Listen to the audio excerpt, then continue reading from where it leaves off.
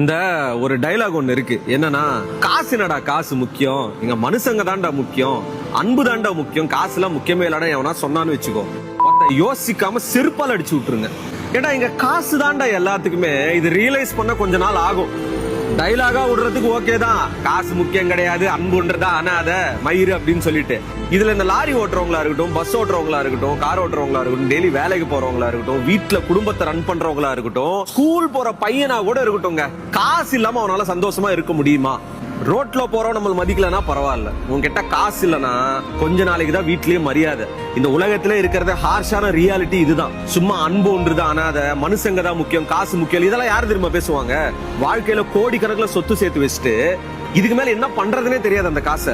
அவங்கதான் இந்த டைலாக்ல விடுறது. ஊருக்கு எப்பவுமே பயங்கர உபதேசம் பண்றவங்க, மனுஷங்க தான் முக்கியம், வாழ்க்கையில இதுதான் முக்கியம், அதுதான் முக்கியம், காசு முக்கியம் அப்படின்னு சொல்றவங்க அந்த காசு வச்சிருக்கிறதால தான் இந்த வார்த்தையே வருது. இப்ப இந்த வீடியோ நீங்க பாக்குறீங்க, ஒரு மைக்கு மாட்டிருக்கேன், இதுவும் காசு தான், இந்த காஃபி வாங்கியிருக்கேன், இதுவும் காசு தான்.